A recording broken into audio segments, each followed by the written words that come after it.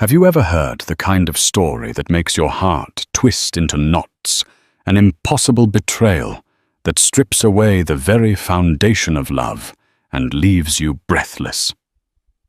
Imagine a young wife, pregnant and terrified, cast out onto the streets by the very man who once pledged to protect her. Now envision that same man, a billionaire tycoon idolized by the media standing trial in a courtroom packed with reporters and skeptics. This isn't just a story about broken vows. It's about shocking truths, shattered empires, and a fight for justice against all odds. Ready to witness the downfall of a modern titan, Elara, Caldwell was not born into wealth. She had in fact grown up in a modest neighborhood on the outskirts of Boston. Her father, a carpenter, and her mother, a schoolteacher, had worked tirelessly to put food on the table and instill in her the values of perseverance and empathy. Elara spent her childhood days reading books in the local library, dreaming of a future filled with love and stability. She often wondered if the fairy tales she devoured held a grain of truth, that somewhere out there a prince waited to whisk her away. At 25, she believed she'd found that prince in Xavier Caldwell, though few outside his circles knew his real name then. He was famously reclusive, with a near mythical status among venture capitalists. Newspapers and magazines identified him as a brilliant maverick, following in the footsteps of visionary moguls like Elon Musk and Bill Gates. Xavier, however, seemed different, quieter, more introspective, but commanding a presence that filled any room. Their whirlwind romance began when Elara was invited to a charity gala by a friend who thought she needed some excitement in her life. She had never stepped foot into such an opulent venue. Crystal chandeliers, gold-lined pillars, and the hum of classical music swirling in the background. Xavier spotted Elara in a corner, nursing a glass of sparkling water. His first words to her were disarmingly simple. "I'm Xavier. You look like you're about to run for the door." A short conversation turned into an hour, then two. He was unlike anyone Elara had ever met, polished, articulate, and impossibly wealthy. Yet it was his vulnerability that drew her in. He spoke of big dreams, building a tech empire that would reshape global commerce, revolutionizing e-commerce platforms, AI, real estate, you name it. But he also confessed a relentless loneliness, a burden that came with the kind of success that turned friends into opportunists and family into distant acquaintances. Their courtship was rapid. Within months, Xavier proposed in front of a small gathering at a beach house in Malibu. The sky had blushed with pastel hues of pink and orange as he knelt on one knee. Though they'd been together for only a short while, she accepted. The ring was a symbol of his wealth, a flawless diamond that sparkled like a star. But Elara told herself it was the man, not the money, that captured her heart. They married quietly. No prying eyes, no paparazzi. Just a simple ceremony held in Xavier's garden, where he promised her a life of comfort, love, and partnership. He insisted that their union was more than just an alliance of convenience. He swore she was the missing piece to his restless soul. For a fleeting moment, Elara felt like the happiest woman in the world. But from the outset, something in Xavier's world felt controlled, orchestrated, as if the man behind the empire always needed to maintain the upper hand. Friends often joked that he was a chess grandmaster in business, adept at anticipating moves 5 steps ahead of his competitors. It turned out he played the same cunning game in his personal life. Though blissful at first, Elara gradually found cracks in this perfect marriage. She noticed how staff tiptoed around Xavier, their eyes perpetually glued to the floor, as if any misstep would trigger dire consequences. She saw the glances he exchanged with his chief financial officer, the suspiciously locked doors to certain home offices she was forbidden to enter, and the hush that fell whenever his phone rang from unknown numbers. Then came the day that changed her life forever, when she discovered she was pregnant. She had been overjoyed imagining a child who would unite them more deeply, a chance for both of them to experience unconditional love. But the moment she told Xavier, his reaction was muted. He offered her a stiff embrace, congratulated her, and then excused himself to make a call. That moment planted the first seed of doubt in Ilara's mind about whether she truly belonged in his carefully constructed world. What she never could have predicted was that Xavier was about to dismantle her life with the cold detachment of a man closing out a failed business deal. Their marriage might have been a union of hearts for her, but for him, it was turning into something else entirely. A week after Ilara's pregnancy test, she woke up to an unsettling silence. Typically, Xavier's personal chef would be bustling in the kitchen, preparing elaborate breakfasts. His driver, Mikhail, would already be waiting outside black SUV, polished to a shine, ready to whisk Xavier off to his office. There would be staff scurrying around, tidying, dusting, fluffing pillows. Yet on this morning, the house was so quiet that Ilara could hear the hum of the air conditioning. Cautiously, she navigated the marble-floored corridors.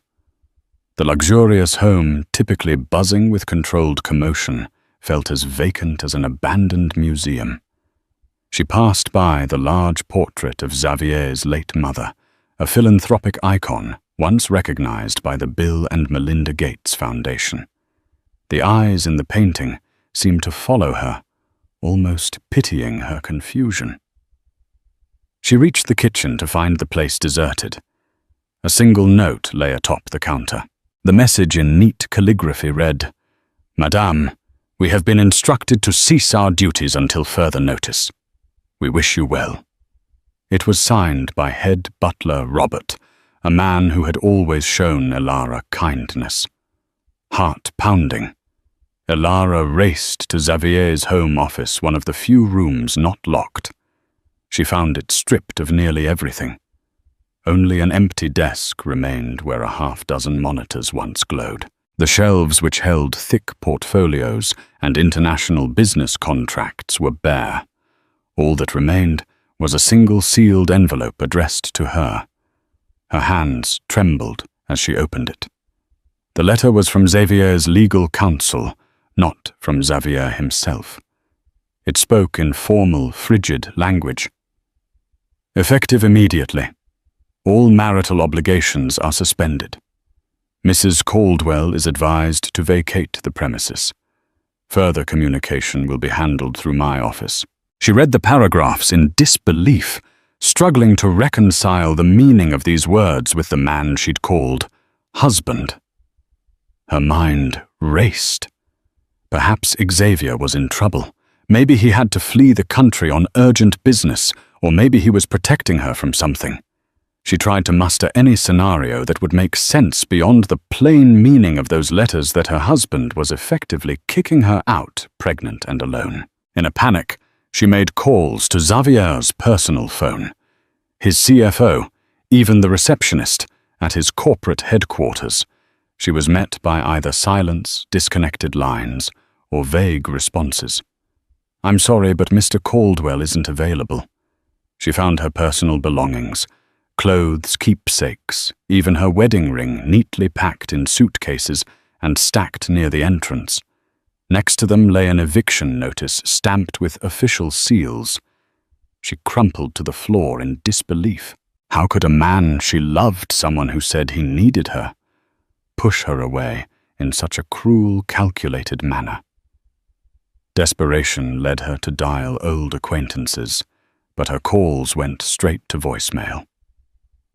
Over the past months, she had isolated herself at Xavier's request. She'd abandoned her job, discontinued her lease on her old apartment, drifted away from her friends. Even her parents were halfway around the world, temporarily residing in France to care for a sick relative. She was in short alone, in a city that revered her husband as a tech luminary and philanthropic genius with no one to turn to.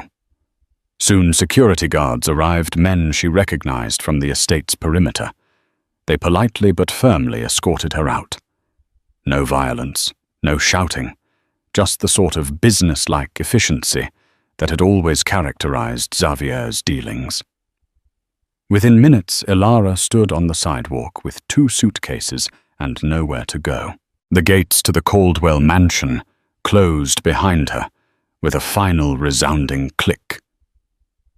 She stared at the grand facade, tears streaming down her face, uncertain of how she would survive the day, let alone care for the child growing inside her. In that single morning, Elara realized she was being treated not as a wife, but as a cast-off accessory to be disposed of.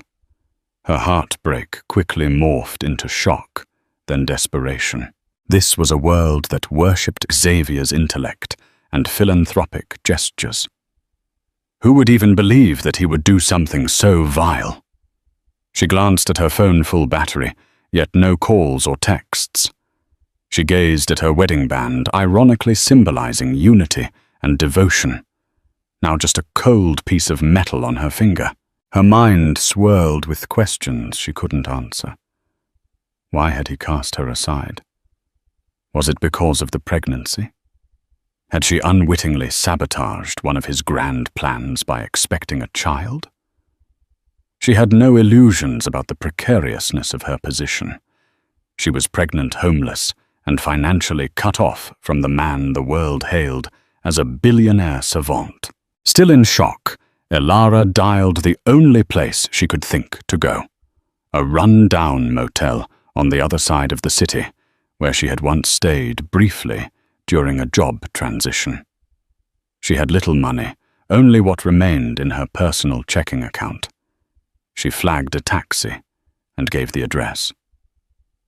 As she rode away from the mansion, the tears kept rolling, fueled by confusion, fear, and a profound sense of betrayal. Yet a tiny voice inside her kept repeating, "Stay strong for your child." She clung to that determination. She might be alone for now, but she wouldn't let her unborn baby become a casualty of Xavier's cruelty. That resolve would see her through what was to come, though she had no idea how twisted the path ahead would become. The motel Elara checked into was a stark contrast to the luxury she'd just been exiled from, peeling wallpaper, stale air, and a room barely larger than a closet. Still in shock, she sat on the worn bed, clutching her prenatal vitamins like a lifeline. Everything she'd believed in her home, her marriage, had vanished overnight. She forced herself to eat a peanut butter sandwich made from a few groceries she could afford. Each bite reminded her she had to stay strong for her unborn child. The news that night made it worse. Xavier was on TV smiling, promoting a new tech venture. No mention of his pregnant wife, now sleeping on a lumpy mattress in a budget motel. The next day, with no support and limited funds, Elara searched for help. She remembered Harriet Macmillan, a lawyer she'd met briefly at one of Xavier's events. Grasping at hope, she left a voicemail. "Please, I need help. I have nowhere else to turn." With that message, Elara began to fight not just for survival, but for justice. 2 days later, Elara was finishing a cup of lukewarm tea in her cramped motel room when her phone buzzed. She nearly dropped it in her haste to answer. A cool, professional voice came through. "This is Harriet Macmillan, returning your call." "Elara, isn't it?" Relief flooded Elara. She briefly recapped her situation, trying to keep her voice steady. Harriet listened intently, only interrupting to ask clarifying questions about the timeline, the nature of the eviction, and whether Elara had any prenuptial agreements. Finally, Harriet spoke, her tone measured but firm. "I'd like to meet with you in person. My office is in downtown Boston. Bring any documents you have." Elara's finances were in dire straits, but Harriet insisted that the first consultation was free, gathering her courage and her legal papers. Mainly the marriage certificate, a copy of the eviction notice, and the letter from Xavier's counsel, Elara made her way downtown. The ride on public transportation took nearly an hour, weaving through the bustling city that felt so alien now, considering her recent eviction from a life of privilege. Harriet's office sat in a sleek, modern building. Elara's nerves intensified as she stepped inside, worried that everyone would see her as a penniless cast-off. But Harriet herself greeted Elara in the waiting area with a warm handshake. She was a tall woman, with sharp features exuding an air of unwavering confidence. Her short-cropped hair and tailored pantsuit suggested someone who thrived in the corporate world, a far cry from the disheveled, frightened person Elara felt like at that moment. In a private conference room, Harriet laid out a notepad and began to ask more detailed questions. She didn't flinch when Elara described how Xavier had locked up entire sections of the house, or how the staff had mysteriously vanished. She jotted down notes in a decisive manner and asked follow-ups about anything that seemed unclear. "What about your prenuptial agreement? Do you recall any clauses about children or spousal support?" Harriet asked, pushing her wire-rimmed glasses up her nose. Elara shook her head. We didn't sign one. It seemed unromantic, and Xavier said he trusted me completely." Harriet raised an eyebrow. "No prenuptial agreement." "Interesting. That can work in your favor." She glanced at the letter from Xavier's attorney. "This is unusual.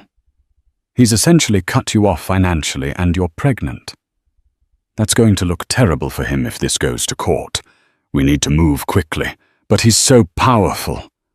Elara murmured, her voice trembling. "He's got an entire legal team on retainer." "I've got nothing."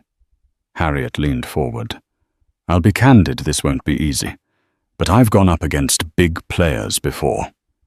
Xavier's trying to act as if you don't exist. That's not going to fly, especially given your pregnancy. Family law tends to favor the well-being of the child." Her confidence injected a sliver of hope into Elara's battered spirit. They discussed strategies, filing a motion for spousal support, ensuring Elara had medical coverage, demanding an injunction to prevent Xavier from dissipating assets. Harriet's voice was calm, like a lighthouse beacon in a storm. However, Harriet also cautioned that Xavier would almost certainly fight back. He might attempt to paint Elara as an opportunist or claim she'd violated some aspect of their arrangement. "We should prepare for the mudslinging," Harriet said grimly. "I've seen men like Xavier do anything to protect their reputation." Before Elara left, Harriet handed her a pamphlet listing supportive services for pregnant women, including a few discreet shelters that might provide better accommodations than a run-down motel. "Try them," she suggested, "and keep every receipt, every text message, every bit of correspondence. We'll need it all." As Elara walked out of the gleaming office building, a wave of determination rolled over her. She wasn't fighting only for herself anymore. This was about her child. Harriet's willingness to stand up to a titan of industry was a lifeline. Her steps felt a little surer as she navigated the crowded sidewalks, heading back to the motel to gather her things. That night, she moved into a small women's shelter Harriet had recommended. She shared a room with 2 other expectant mothers, neither of whom knew her story, nor did they ask. The place was clean, staffed by volunteers and social workers with genuine concern in their eyes. Here, Elara no longer felt hounded by the shadows of her old life. though it was still a far cry from the luxuries she once had. A sense of community and comfort began to form. She stayed up late, scribbling down any details that might help her case. The secrets in the Caldwell mansion, the suspicious phone calls, the staff's abrupt departure. She recounted Xavier's strange behavior after she announced her pregnancy. Everything down to the smallest detail might matter. As the clock ticked past midnight, she felt a flicker of hope. Harriet believed in her case. Maybe a judge would too. But deep down she sensed that Xavier wouldn't let her off that easily. A man who built an empire by outmaneuvering everyone in business wouldn't just yield in the face of a legal fight. The stakes were about to get even higher and more dangerous. The seeds of a coming storm were planted, and Elara braced herself for whatever chaos was about to unfold. The first court hearing took place on a brisk grey morning. Clouds loomed overhead, as if reflecting Elara's somber mood. She arrived with Harriet by her side, gripping a binder of documents so tightly her knuckles turned white. In the hallway, she caught a glimpse of Xavier for the first time since her eviction. Dressed in a bespoke suit, he cut an imposing figure, scanning the crowd with calm indifference. Their eyes met only briefly, and a wave of nausea hit Elara. Not just from her pregnancy, but from the magnitude of his betrayal. As the hearing commenced, Harriet outlined the basic facts. Elara was pregnant, with no income evicted from her marital home. She sought temporary spousal support and medical coverage. The opposing counsel, a polished man named Douglas Hargraves, argued that Elara had voluntarily vacated the premises. He even claimed she had adequate financial resources and that the pregnancy was not conclusively verified. At that, Elara's mouth fell open. Not conclusively verified. She had medical records, ultrasound images, everything.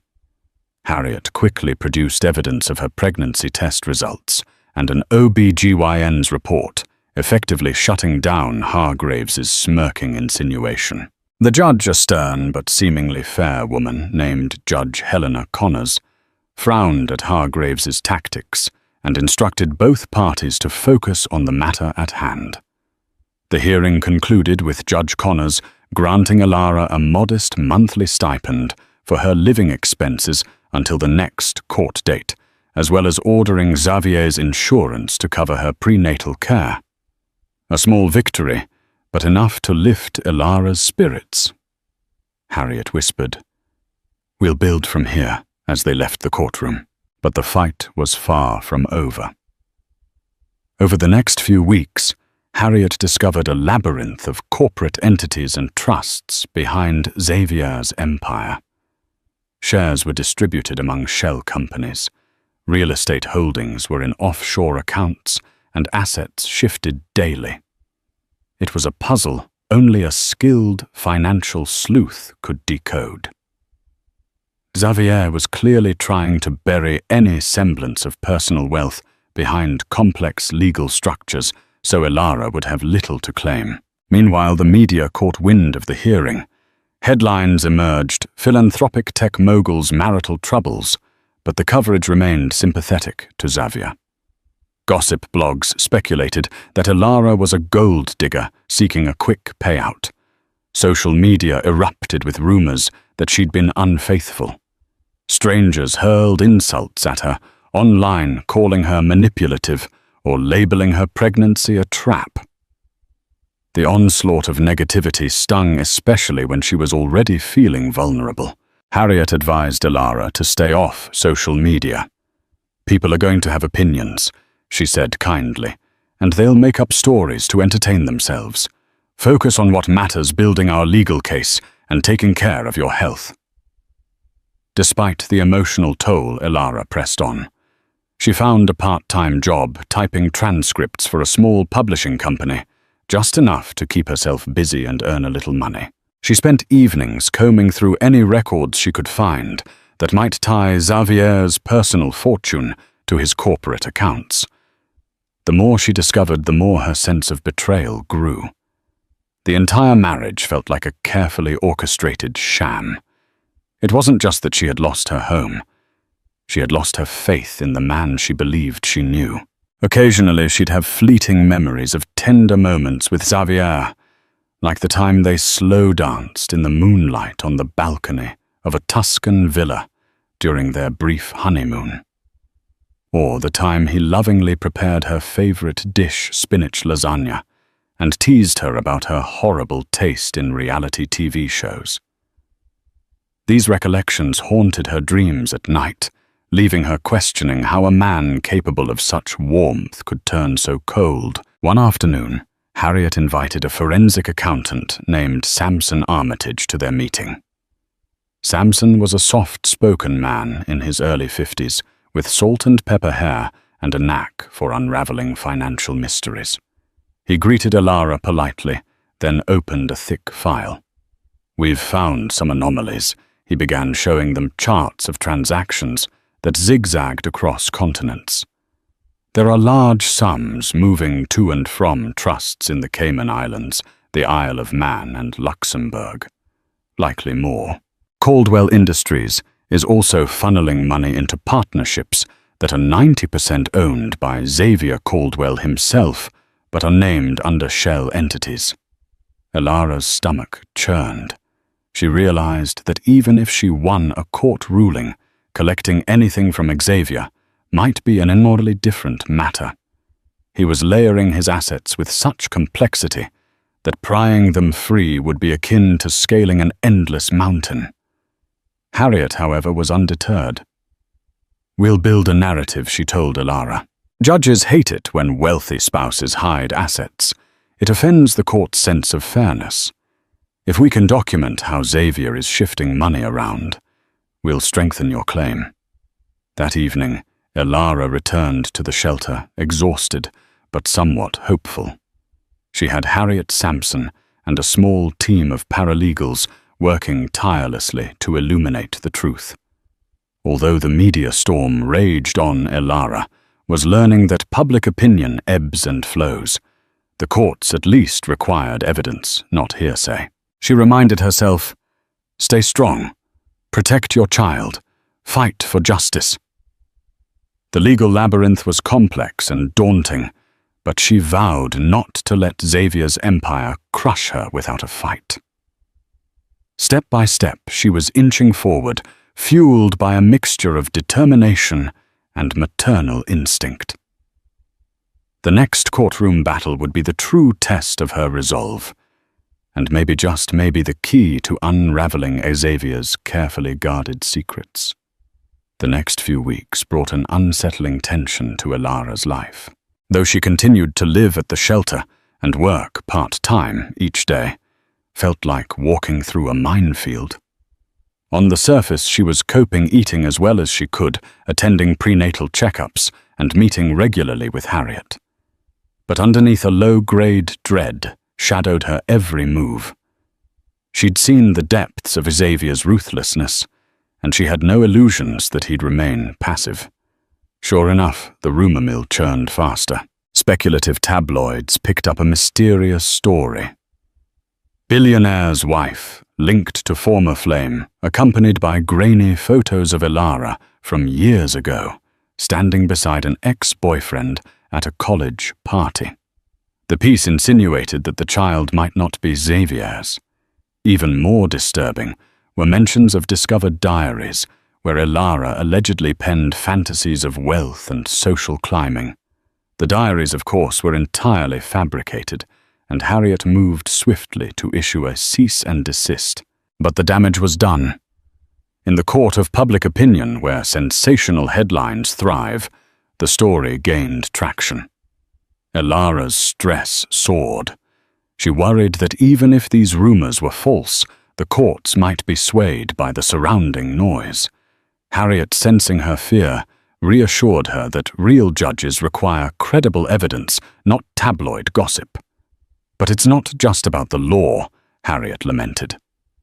"Xavier knows how to manipulate narratives. We've got to stay vigilant. Meanwhile, Samson continued dissecting Xavier's financial labyrinth. He discovered that Caldwell Industries had recently launched a major philanthropic initiative, a $200 million donation to a global education fund publicly lauded by high-profile figures, including Warren Buffett. The news overshadowed the scandalous rumors painting Xavier as a benevolent philanthropist. Elara recognized this as a well-timed publicity stunt, possibly orchestrated to steer attention away from her pending lawsuit. Still, she found allies in unexpected places. A journalist named Martin Ross from the Boston Herald approached her discreetly, claiming he had evidence of corporate malfeasance within Caldwell Industries. Over a coffee in a quiet cafe, Martin confided that rumors of insider trading and shady mergers had been circulating for months. "I can't print anything yet," he said, sipping his coffee. "But if I get something solid, I'll blow this wide open." Elara was wary. She didn't trust easily anymore, especially not journalists, given the tabloids' treatment of her story. But Martin handed her a business card and said, "If you learn anything that ties Caldwell to these alleged crimes, call me." "We both want the truth." She tucked the card into her pocket, unsure if she'd ever use it. However, part of her wondered if shining a light on Xavier's potential illegal activities might be the leverage she needed in family court. Though Harriet had warned her that going public could complicate matters, especially if Xavier retaliated, the possibility lingered in the back of Elara's mind. One morning, Harriet invited her to a strategy session in the same conference room they often used. Samson was there, as well as Harriet's paralegal Tina. The atmosphere was tense. Harriet cut to the chase. "We need to present a compelling case that Xavier is using fraudulent means to hide his marital assets. With the evidence Samson has gathered so far, we can request a subpoena for additional financial records." Samson chimed in, "We'll need forensic imaging of certain computers and servers. If the court grants it, we'll have a better chance of uncovering how he's diverting funds." Elara nodded, though she felt overwhelmed. "And then what?" Harriet exhaled. "Then we confront him in court. He either opens the books or he faces judicial penalties. But don't forget, he'll throw everything he has at us. His lawyers, the media, public opinion. This is going to be war." Despite the looming battle, Elara felt a spark of gratitude for Harriet and Samson's dedication. She couldn't have imagined a more committed team. They could have easily dismissed her case, seeing it as too risky or not lucrative enough. But something about her plight, perhaps the moral imperative to protect a pregnant woman from an unfeeling billionaire, kept them invested. Later that evening, back at the shelter, Elara found a moment of relative peace in the lounge area, sipping chamomile tea. A faint kick in her abdomen made her smile. The baby was growing stronger every day, and so was she in a way she'd never expected. She was standing up against one of the most powerful men in the city, maybe even the world, and she was still here, still fighting. Yet a disturbing thought crept in. If Xavier was capable of fabricating diaries and spinning rumors to discredit her, what else could he do? The next move might be even more devastating. As she lay in bed that night, listening to the rhythmic breathing of the other women in the shelter, her mind wrestled with a single question. How far would Xavier go to protect his empire?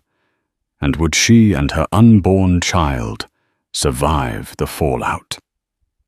Weeks turned into months, and Elara's pregnancy advanced.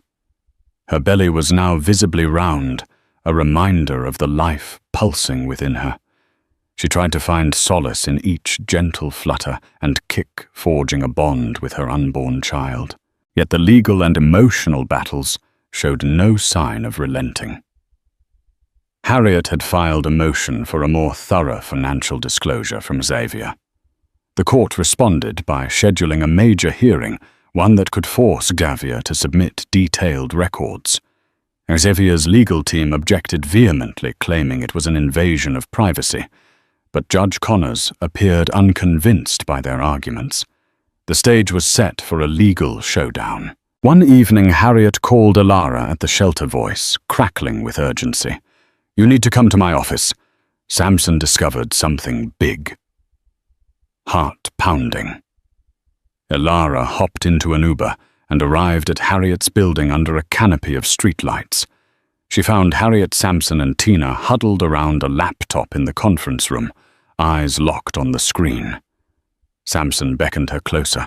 "We've been sorting through some obscure corporate filings from Caldwell's affiliated companies," he began. "Look at this."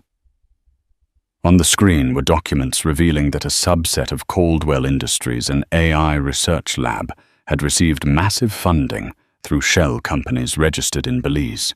Attached were email exchanges, presumably between Xavier and his CFO, discussing off-the-books transactions, bribes to foreign officials for favorable contracts, and labyrinthine routing of funds to avoid taxes. Alara's jaw dropped. "Is all of this illegal?" Samson nodded gravely. "Potentially very. This suggests money laundering and bribery under the guise of tech investments. It's beyond just hiding money from you. It's criminal misconduct." Harriet frowned. "We can use this as leverage. If we present this in family court, it could undermine his credibility and force him to comply with asset disclosure. But we have to be extremely cautious. If we hand this over to law enforcement or the media prematurely, it could compromise your divorce case, or it could vanish." Alara felt a rush of conflicting emotions. Vindication, fear, and an overwhelming sense of just how deep Xavier's corruption might go. She thought of Martin Ross, the investigative journalist, and his hints about corporate wrongdoing. This evidence could confirm his suspicions and blow open a massive scandal. But was it worth the risk to her personal case? Harriet went on. "If we can tie these funds directly to Xavier, he'll have no choice but to negotiate. He wouldn't want these details to come out in open court, let alone in a criminal investigation. It might force him to settle generously." Yet Alara's conscience flared. She wasn't just fighting a personal battle. Lives could be impacted if Caldwell Industries was built on dirty money. Did she owe it to the public to expose him? Samson tried to reassure her. "Remember, your priority is ensuring financial security for you and your child. But if we do go public, you're absolutely going to become a target. This is bigger than a messy divorce. We're talking about an empire that could come crashing down," Tina added softly. "And if we don't use it carefully, Xavier's lawyers will claim we obtained this illegally or tampered with it. We need to dot every I and cross every T. If there's any chance the documents are admissible, we have to follow proper procedures." Alara felt dizzy. She was pregnant, homeless, battling relentless rumors, and now she held the power to reveal a global scandal. She grabbed a chair to steady herself, taking deep breaths. In the short term, Harriet and Samson agreed to secure the documents, while planning the next legal steps. Meanwhile, Harriet advised Alara to remain vigilant. "If Xavier finds out we have this, he'll do anything to stop us." That night, Alara slept fitfully, images of corporate espionage and shady deals swirling in her mind. She recalled the early days of their marriage, how Xavier would spend long nights in his office, murmuring on phone calls in languages she didn't understand, always quick to close his laptop when she entered. Suddenly, all those small, odd moments crystallized. She'd been living alongside a man with hidden depths of corruption. As dawn broke, she resolved that if exposing Xavier's criminal activities could protect her child's future and bring some semblance of justice, she had to see it through. The next courtroom hearing wasn't just a step in a divorce proceeding. It was a fuse leading to a potential explosion that might consume Xavier's entire empire, and she had the matches. With her belly growing by the day and her spirit hardened by betrayal, she prepared for a fight that could change her life and possibly the world beyond it. The day of the major court hearing dawned cool and clear, an odd contrast to the storm of anticipation Elara felt inside. She arrived with Harriet and Samson, each lugging boxes of meticulously organized documents. Outside the courthouse, a throng of reporters snapped photos and shouted questions. Elara kept her head down, her heart hammering against her rib cage as she navigated past the flashing cameras and swirling microphones. Xavier appeared calm and unhurried, flanked by his legal team. He cut an almost regal figure in a midnight blue suit, responding to reporters' questions with clipped politeness, dismissing the case as a private family matter. But Elara sensed an undercurrent of tension in his posture. Perhaps he suspected the bombshell Harriet was about to drop. Judge Connors presided, her face stern, as she called the proceedings to order. Harriet began by reiterating Elara's request for full financial disclosure. Hargraves, Xavier's lawyer, retorted that they had already provided sufficient documents. Harriet, however, wasn't deterred. "We have reason to believe Xavier Caldwell has substantial assets hidden in offshore accounts," Harriet stated, her voice resonating through the silent courtroom. She produced a series of exhibits referencing suspicious wire transfers, shell companies, and the pattern of bribes. The tension in the room escalated palpably. Xavier's expression hardened. Hargraves immediately objected, claiming these documents were obtained illegally, lacking proper authentication. The judge studied the material, occasionally glancing at Harriet over the rim of her glasses. Harriet responded, "Your Honor, we are prepared to authenticate these documents via a forensic accountant's affidavit." Samson rose and solemnly swore that he had compiled the evidence using legitimate research methods and public filings.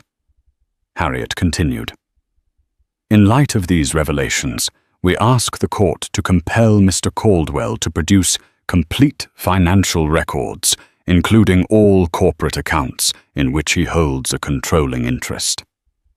Judge Connors took a moment to peruse the evidence. The gravity of the accusations, money laundering, bribery, asset concealment, was not lost on her. She looked to Xavier's side. "Mr. Hargraves, your client's response?" Hargraves shifted uncomfortably. "We dispute the authenticity of these documents and the inferences Ms. Macmillan is drawing. These are baseless allegations designed to smear my client. We request a postponement to allow our own forensic experts to review." Harriet shot back. "Meanwhile, my client continues to be denied rightful financial support. We request an immediate court order for provisional access to funds given the high likelihood of Mr. Caldwell's concealment." Elara watched Xavier's face contort ever so slightly. She'd seen that look before, a mixture of anger and fear, a crack in his calm facade. He leaned toward Hargraves and whispered urgently. Judge Connors tapped her gavel, demanding order. After a tense back and forth, the judge made her ruling. "I will order a thorough, independent audit of Mr. Caldwell's finances, with full cooperation required. Additionally, given the plausible evidence of asset concealment, I'm granting an increased temporary spousal support for Mrs. Caldwell to ensure her well-being throughout her pregnancy. The matter of final distribution of marital assets will be determined once the audit is complete." The gallery erupted in hushed murmurs. For Elara, It felt like the first major victory. Official acknowledgement that Xavier might be hiding significant wealth and that she was entitled to more support. Harriet squeezed her hand reassuringly under the table. Xavier stood abruptly as the hearing adjourned. He shot a glare at Elara across the courtroom, a glare that promised retaliation. Hargraves tried to placate him, but he brushed his lawyer aside and strode out, cameras flashing in his wake. Outside reporters swarmed Elara and Harriet. The mood shifted. The scandal had become tangible. Harriet gave a brief statement, emphasizing that they trusted the legal system to bring the truth to light. Elara, trembling with relief and nerves, said nothing, letting Harriet's poised professionalism carry the moment. Once they were outside the media frenzy, Elara allowed herself a moment of triumph. They had forced Xavier's hand. An independent audit meant he couldn't bury his secrets forever. Yet a flicker of unease gnawed at her. Even cornered Xavier was a dangerous opponent. She feared what he might do next, personally or professionally, to reclaim the upper hand. But for now, victory tasted sweet, especially after weeks of relentless anxiety. Harriet treated Elara and Samson to a quiet lunch in a small bistro. Over salads and mineral water, they exchanged cautious smiles and talked about next steps. They'd have to stand firm through the audit, respond to each legal challenge, and keep forging ahead until a final settlement was reached, or until Xavier's entire web of deceit unraveled. "Enjoy this win," Harriet told Elara gently. "But don't let your guard down. The real battle has just begun." Elara nodded, placing a protective hand on her belly. She felt the baby move a reassuring flutter. In that moment, she vowed never to back down for herself and for her child. Nothing would break her resolve, not even a billionaire bent on vengeance. The audit took weeks of painstaking effort. An independent team of accountants and investigators appointed by the court dissected Xavier's sprawling empire with the precision of surgeons. They visited offices, sifted through digital ledgers, and interviewed staff who'd once lived in fear of Xavier's wrath. Slowly, a damning picture emerged. Illegal bribes to foreign officials, tax evasion, and money laundering all came to light.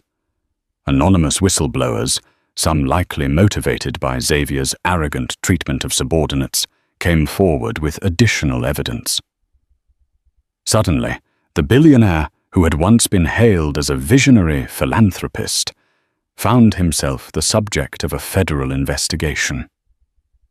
News outlets latched on to the unfolding scandal. Martin Ross, the Boston Herald journalist, published a front-page exposé corroborating Harriet and Samson's findings.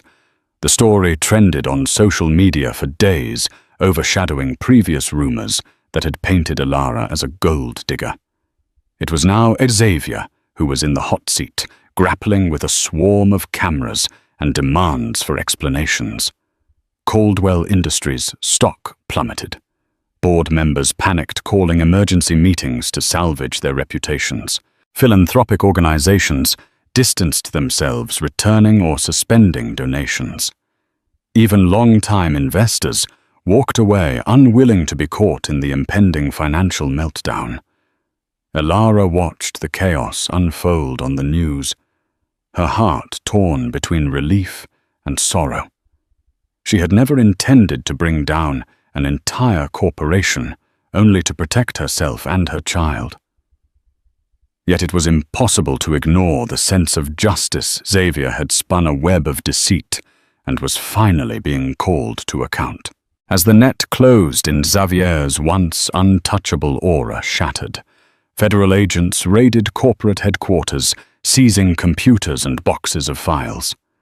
Rumors of indictments circulated. Reports suggested Xavier might face years in prison for fraud, embezzlement, and conspiracy. Hargraves tried to stem the tide with statements of innocence, but every day brought new incriminating evidence. Meanwhile, in family court, Xavier's position had never been weaker. Judge Connors held a follow-up hearing to assess progress on the financial audit. With the federal investigation looming, it was clear Xavier's empire was on the brink of collapse. Harriet requested a swift resolution to Ilara's divorce, including substantial settlements to ensure the child's future. Hargraves, trying to negotiate, offered a settlement that included a lump sum and a trust fund for the baby. During an off-record negotiation session, Xavier himself showed up looking haggard and less composed than ever. Gone was the charismatic veneer. His eyes were bloodshot, and lines of stress etched his face. He glared at Ilara, saying nothing at first. Then in a subdued voice he managed, "You've destroyed everything I built." "Are you happy?" Ilara felt a swirl of conflicting emotions. Part of her wanted to lash out, to remind him that he was the one who had thrown her onto the streets, pregnant and terrified. Another part only felt pity for a man so consumed by power that he'd lost his humanity along the way. She mustered a calm response. "I only wanted what was fair for me and our child. You made the choices that led here, not me." Hargraves cut in, trying to salvage the moment. "Let's keep this civil, folks." He laid out the settlement terms. They included a sizable cash payment, a monthly stipend, and a promise to establish a trust in the child's name. It was more than what Ilara had ever dreamed of receiving, but Harriet sensed an opportunity to push further. If Mr. Caldwell truly wishes to avoid further litigation and possible repercussions in criminal court, he should agree to a significantly larger settlement, Harriet said, her voice unyielding. Hargraves spluttered objections, but Xavier sighed, looking deflated. "Fine," he muttered, his voice barely audible. By the end of negotiations, Ilara was set to receive a life-changing sum. The details would be ironed out formally in court, but for the first time since she'd been cast out of the mansion, she felt a profound sense of relief. She no longer had to fear homelessness or an uncertain future for her child. Yet she didn't feel triumphant. Watching Xavier slump in his chair, she realized how ambition and deceit had corroded his soul. His downfall was tragic, even if it was deserved.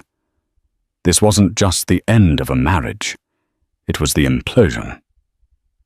Implosion of an empire built on lies. Harriet reminded Ilara to keep her composure as they left the negotiation room. Outside, paparazzi flashed cameras, hungry for a glimpse of the once powerful couple at war. Ilara shielded her face, thinking of the child in her womb. This battle might be nearly over, but a new life awaited, a life she had to protect and nurture, free from the shadows of Xavier Caldwell's empire. That night, back at the shelter, she gently packed her belongings. She would soon have the resources to rent an apartment or even buy a small home. Tears welled in her eyes, not of sadness, but of release. For all the heartbreak and fear, she had emerged on the other side, resolved to raise her child with love, honesty and dignity, values that money, for all its power, could never replace. In the weeks that followed, Ilara moved into a modest but comfortable apartment in a quiet neighborhood on the outskirts of the city. Sunlight streamed through the windows onto simple furniture, a second-hand couch, a thrift store dining table, a crib. She carefully assembled piece by piece. She felt a mix of pride and gratitude every time she glanced at the baby's growing space, complete with soft blankets and a few plush toys.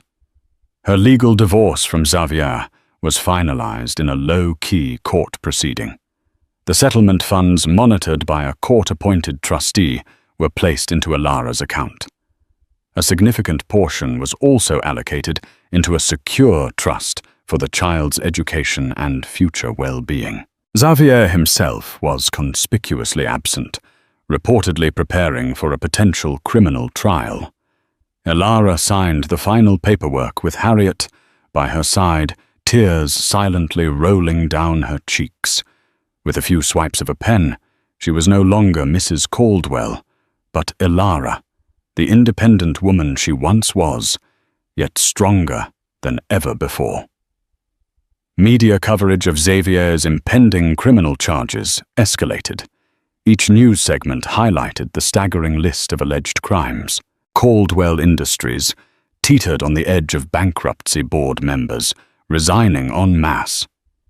Government prosecutors painted a picture of a man who had taken advantage of the world's trust and generosity, only to line his own pockets through illicit schemes.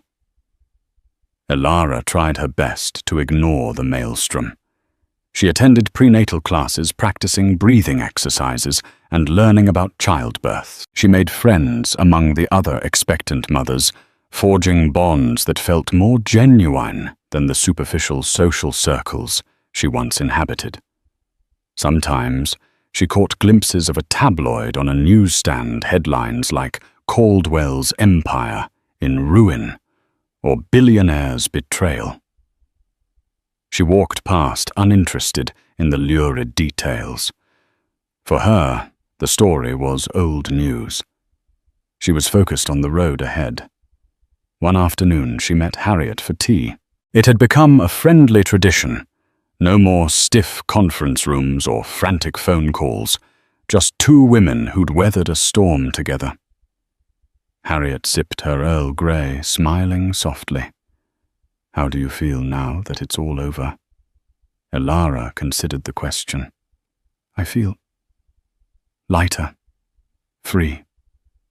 I won't pretend it didn't hurt. But there's relief in knowing I can move forward without fear." "You deserve every bit of peace you can find," Harriet replied, her gaze warm. "No matter what happens to Xavier, you have a new life waiting for you." They chatted about the baby, about Harriet's own career aspirations, and Sampson's continued sleuthing on other high-stakes cases. Elara learned that Harriet had taken on more pro bono work since Elara's case, driven by a renewed sense of purpose in helping those who couldn't fight for themselves. Later that evening, while folding tiny onesies in the nursery corner of her apartment, Elara felt a sudden shift in her abdomen. A contraction, a real one. Then another. Panic flickered through her. The doctor had warned her she was close to her due date, but somehow it still caught her by surprise. She texted Harriet, who immediately offered to drive her to the hospital.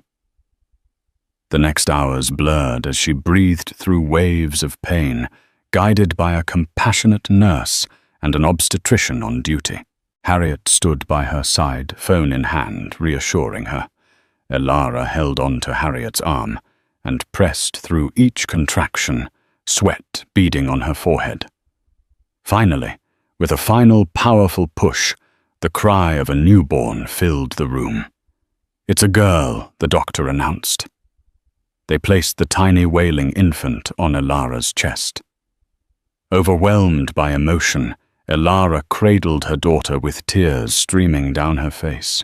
In that moment, all the trials, betrayals, and heartbreak faded in the presence of pure, unconditional love. Harriet discreetly stepped out, giving them space. Elara studied her daughter's delicate features, the small nose, the scrunched eyes, the wisps of dark hair.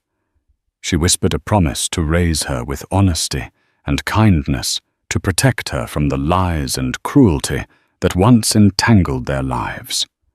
In the days that followed, she brought her daughter home to their humble apartment. Each morning she awoke to soft coos and the warmth of new beginnings. Life wasn't perfect. She was a single mother starting from scratch. But she carried no illusions this time. She knew hard work and determination lay ahead. Yet in that simplicity, there was an honesty that made her heart soar. Looking back, she realized the end of Xavier Caldwell's empire was also the genesis of her own story, one marked not by money or prestige, but by resilience and hope. Each step she took now was grounded in a truth she'd earned through pain and perseverance. She would never again be the naive woman who believed in fairy tale promises.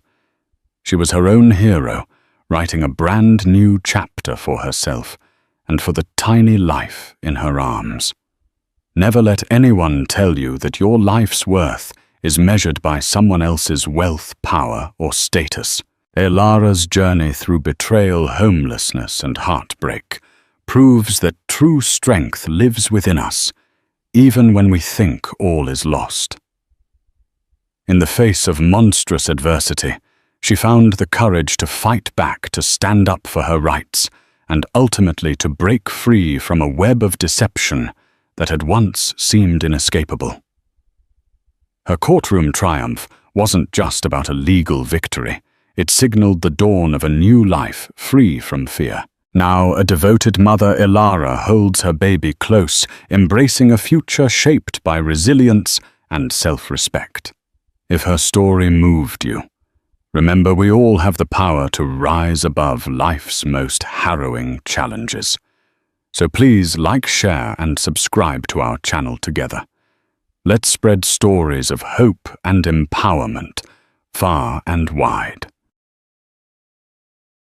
On a frosty Christmas Eve, just as the world around them sparkled with holiday lights and promise, Nicholas Hamilton walked out of his penthouse door, leaving his pregnant wife Eliza devastated and alone. In a single hour, her world shattered. Little did she know that by morning, her face would be on every news channel across the country. What happened that night would send shockwaves through the media, and their once loving marriage, revealing a labyrinth of hidden secrets, half-truths, and alliances so dark that even Nick, the man at the heart of it all, never imagined they'd see the light of day. Nicholas Hamilton was born into a life most people only dream about. His father, Charles Hamilton III, ran a prestigious financial conglomerate, Hamilton Global Holdings, with connections to old Wall Street families and foreign royalty. His mother, Beatrice Hamilton, came from a line of art collectors in Europe. By the time Nick was 5, he had already visited more countries than the average person would see in a lifetime. Summers were spent at a private villa in Lake Como, winters at a family estate in Switzerland. His friends joked that Hamilton was synonymous with privilege. But with privilege often came the expectation of perfection. Nick was groomed to follow in the Hamilton lineage from a young age, finishing top of his class at Phillips Exeter Academy, then breezing through Harvard with a degree in economics. He was brilliant, daring, and undeniably charismatic. Investors found him charming at 23. Board members found him wise beyond his years at 24. By the time he was 27, Nick had garnered his first Fortune magazine cover for youngest hedge fund prodigy to make $1 billion. He basked in it. He reveled in the accolades in the press and in the power he held over markets. Yet behind the carefully tailored suits and the opulent parties like the annual Hamilton Charity Ball at the Plaza, Nick carried a hollowness he could never quite shake. The constant pressure to outdo himself, to exceed the lofty bar set by his parents, and the relentless scrutiny of the media weighed on him like an anchor. And then came Eliza. Eliza Jordan was the kind of woman no one would ever guess would end up with a billionaire. She hailed from a modest background in upstate New York, her parents running a small diner famous for its apple pie. Eliza grew up working behind the counter, greeting travelers off Interstate 90 and listening to their stories. She developed an open, warm demeanor and an empathetic heart. After college, she dreamed of moving to Manhattan and becoming an investigative journalist. She idolized Christiane Amanpour and Anderson Cooper, determined to make her mark. But big breaks are hard to come by. She spent months pitching stories to local stations, blogging on the side, and occasionally freelancing for small publications. Her first real job in the city, ironically, had nothing to do with journalism. She became a research assistant for a non-profit legal firm investigating corporate malfeasance. One grey November afternoon, she found herself in the middle of a high-profile press conference. A whistleblower was about to expose an executive's dubious dealings, and the press had gathered in droves. It was there that Eliza first crossed paths with Nick Hamilton. He wasn't implicated in the scandal. In fact, his philanthropic foundation was partially funding the non-profit she worked for. He arrived impeccably dressed in a charcoal suit, carrying an air of confidence that made every head turn. Eliza, holding a thick binder of legal documents, nearly bumped into him as she rushed to hand over some last-minute notes to her boss. "Careful," Nick said gently as papers flew everywhere. "We wouldn't want to compromise your hard work." She looked up, cheeks flushing. I'm so sorry," Nick knelt, helping her collect the documents. Their eyes locked for only a second, but in that moment, the thrumming chaos of the press conference faded to a dull roar. Nick Hamilton, with all his grandeur, was kneeling on the floor, picking up papers for a woman he'd never met. He smirked. "Looks like you're the only person here more anxious than I am." Eliza laughed, nerves loosening. "This is my first big press event. I'd hate to drop the ball." When Nick handed her the final stack of papers, their fingertips grazed. In that fleeting touch, Eliza felt something shift within her. For Nick, it was as if he'd found something honest in a world too often painted in shades of pretense. Their relationship blossomed faster than either expected. Nick was used to women who were impressed by his money, who saw him as a golden ticket to an elite lifestyle. He'd grown wary of that brand of attention. But Eliza was different, warm, unpretentious, and passionately curious about the world. She was initially skeptical. Men like Nick often wore masks.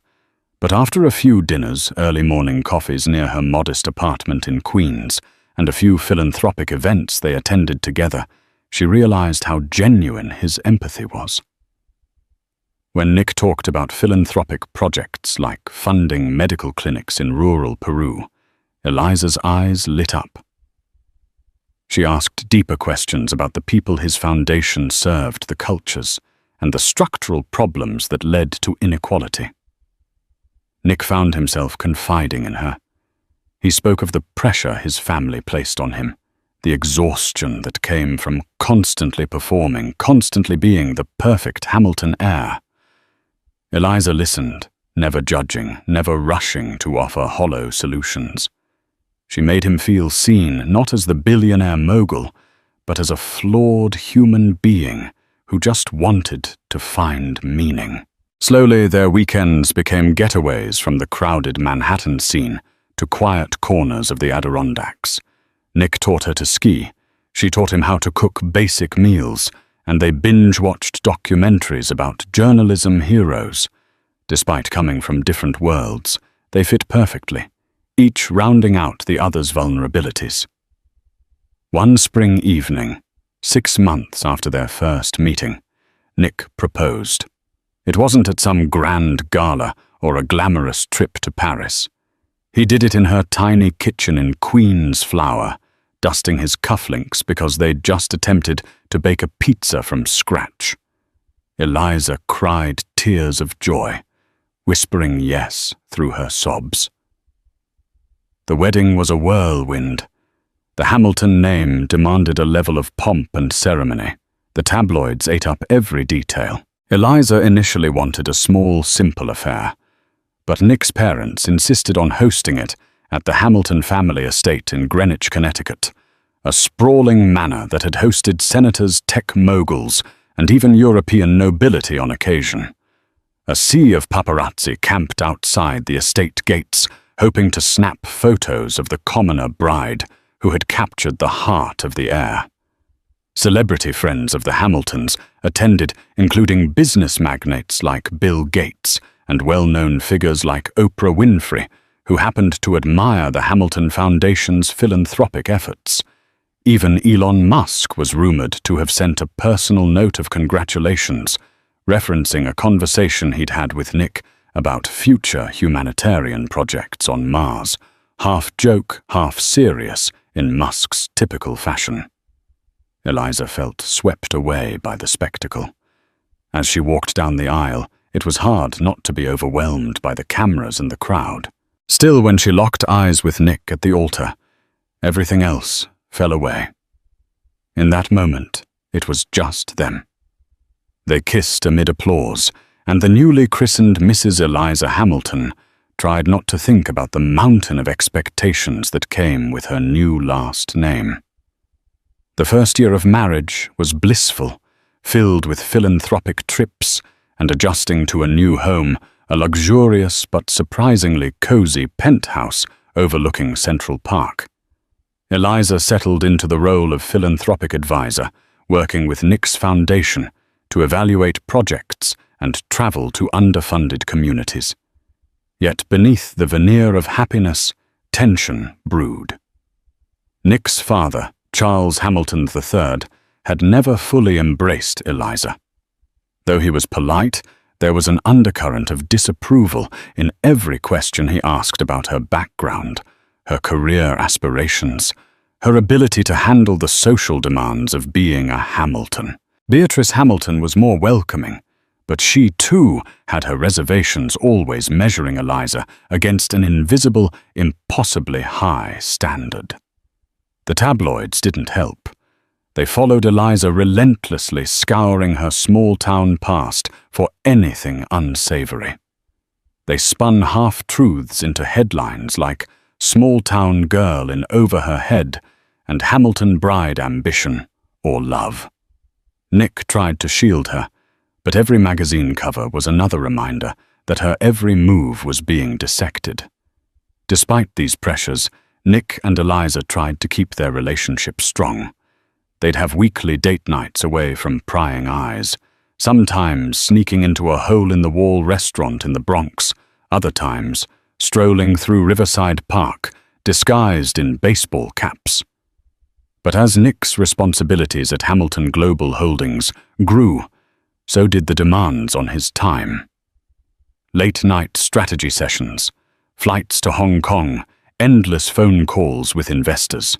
Eliza found herself alone in a penthouse full of staff. She barely knew her attempts at philanthropic projects, overshadowed by the press's fascination with her personal life. After 2 years of navigating high society philanthropic travels and the unrelenting scrutiny of the media, Eliza discovered she was pregnant. She told Nick early one morning, surprising him with a tiny pair of baby booties she'd bought at a local boutique. Nick's face lit up. He scooped her into his arms, promising to scale back his work to be a present, loving father. For a while, Nick tried to make good on that promise. He turned down some late-night meetings, delegated more tasks to his trusted friend and CFO Joshua Pierce. Eliza, radiant and hopeful, started imagining their future as a family. She even pictured moving to a quieter brownstone in Brooklyn, where a child could grow up with parks and a sense of neighborhood. Then reality intruded. A major deal was brewing at Hamilton Global Holdings, one that involved a merger with a European bank partially owned by a Middle Eastern sovereign fund. It was complicated, volatile, and could catapult the Hamilton empire into a new stratosphere if handled correctly. Charles Hamilton III insisted Nick oversee negotiations personally. Nick's calendar filled once again. Eliza tried to be understanding, but each day she felt more like a bystander than a wife. When she brought up her concerns, Nick would reassure her. "Just a little longer, Eliza. After this, we'll take that long vacation to the Maldives, away from everything." Still, the baby grew inside her, and with it a gnawing uncertainty about their direction. As December arrived, New York transformed into a wonderland of sparkling lights and holiday cheer. The Hamilton family was expected to spend Christmas Eve at the Connecticut estate. Eliza, now nearly 7 months pregnant, wanted nothing more than a cozy celebration with Nick, her parents who planned to drive down from upstate and maybe a few close friends. But the Hamiltons had a tradition, a lavish Christmas Eve ball that served as a fundraiser for their foundation. Politicians, celebrities, and Fortune 500 CEOs were all on the invite list. Charles and Beatrice pressed for Eliza to attend to show that the future mother of the Hamilton heir supported the family's philanthropic legacy. Nick was torn. On the one hand, he knew Eliza was exhausted physically and emotionally. On the other, the ball was a chance to seal deals and glean more support for the upcoming merger. He assured her it would be less formal than usual, that she could just make a brief appearance, wave hello, and retire early. Eliza reluctantly agreed. She chose a simple emerald gown that accentuated her baby bump, hoping to avoid the flamboyance that usually came with Hamilton events. The stage was set for a night that would change everything. On Christmas Eve, the Hamilton estate bustled with staff in black uniforms, preparing canapes and setting tables with fine china. A string quartet played softly, while guests arrived in limousines and expensive cars. The media lingered beyond the tall iron gates, waiting for glimpses of the glamorous soiree. Eliza arrived with Nick stepping out of their Bentley to the pop of flash photography. Nick placed a protective hand on her back, guiding her inside. The mansion was festooned with glittering Christmas trees, each meticulously decorated in a different holiday theme. Inside the who's who of society mingled CEOs from Fortune 500 companies, foreign dignitaries, and celebrities. Eliza felt the subtle glances at her growing belly, heard the whispered remarks about the next Hamilton generation. She tried to keep her head up, reminding herself it was for a good cause. Nick left her side to speak with a group of European bankers. Eliza found herself adrift, heading to the open terrace for some fresh air.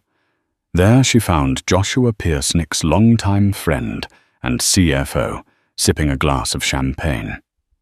"Josh," she greeted him. "Nick is working again, I see." He offered a sympathetic smile. "I tried to convince him to dial it down for tonight, but you know how he is, especially with the merger negotiations at such a delicate stage." Eliza's shoulders sagged. "I just wish we could have one night of normalcy." Before Joshua could respond, a hush fell over the terrace. Charles Hamilton III emerged with a small entourage. He beckoned Eliza closer. "We need you and Nick inside for a photo with the board members. It's important for the Hamilton image." Fighting the urge to roll her eyes, Eliza followed. She stood by Nick, plastering on a polite smile, while cameras flashed. Beyond the lenses, she spotted her parents looking overwhelmed and somewhat lost among the crowd. Her heart ached. She wanted to go to them to share a moment of normal Christmas cheer. But in an instant, Nick was pulled away again, this time by a group of donors from Dubai. Eliza was about to follow when a sudden wave of dizziness overtook her. She hadn't eaten much all day, and her pregnancy made her more prone to fatigue. She steadied herself on a nearby chair, blinking away black spots. Just then she heard it, a muffled but heated argument emanating from behind one of the closed doors leading to Charles Hamilton's study. She recognized Nick's voice, tense and furious. Another voice retorted, "Charles Hamilton." Against her better judgment, Eliza moved closer to the door. She heard fragments. Not your puppet, the legacy bad time. The baby, my decision. Each snippet ratcheted up her alarm. Suddenly the door swung open.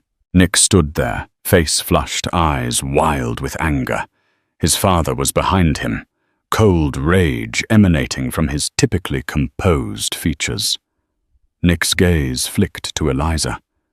"We're leaving," he said, voice trembling. He grabbed her hand and stormed through the corridor out of the mansion, ignoring the startled glances of guests. Eliza followed, stumbling in her heels, her pregnant belly making swift movement awkward. Outside, their Bentley driver scrambled to open the door, but Nick waved him off. He pressed a button on his key fob, and the car's engine roared to life. They sped off the estate grounds, Christmas lights receding in the rearview mirror. For several minutes, Nick said nothing, his knuckles white on the steering wheel. Eliza finally mustered the courage to ask Nick what happened. He exhaled a shaky breath. I can't keep doing this. My father is pushing me toward decisions that threaten everything I've built. He wants me to sacrifice our personal life for the good of the Hamilton name. It's always about the legacy. Always. Eliza swallowed. But what does that mean for us? Nick glanced at her eyes darting from her belly to her face. I don't know anymore. They drove in silence back to the penthouse. Nick barely spoke as they entered their lavish penthouse. Christmas decorations twinkled in the foyer, gold ornaments on a towering tree, wreaths on marble pillars, and the faint scent of cinnamon from scented candles. It felt eerily disconnected from the tension swirling in the air. Eliza tried to confront him gently. Nick, talk to me. He turned abruptly, his eyes filled with a turmoil she had never seen before. I can't. God, Eliza, everything is caving in on me. The merger my father's demands the board. And now the baby. Her heart clenched. What do you mean, and now the baby? We both wanted this child. He raked a hand through his hair. Yes, I did. I do. But everything is crashing down all at once. My father is threatening to revoke my position if I don't follow his plan. The press is hounding us. I can't breathe, Eliza. Tears welled in her eyes. So what, you're going to run away from me? From us? He paced across the marble floor. I need space. I can't think straight. I've never felt so trapped. A wave of pain, not physical, but emotional, coursed through her. She lowered herself onto a sofa, trying not to sob. I'm 7 months pregnant, and you're talking about needing space, Nick. We're supposed to be a team. He grabbed his coat and keys. I'm sorry, he whispered, but I can't be here tonight. I just need to clear my head. Panic seized her. Nick, it's Christmas Eve. Nick's expression was torn, but his voice was resolute. I'll call you tomorrow. I promise. I need this. And before she could say another word, he walked out of the penthouse. The door closed with a heavy thud that echoed through the silent rooms. Eliza found herself alone, disbelief turning to shock. She sat there staring at the Christmas tree lights, flickering like distant stars.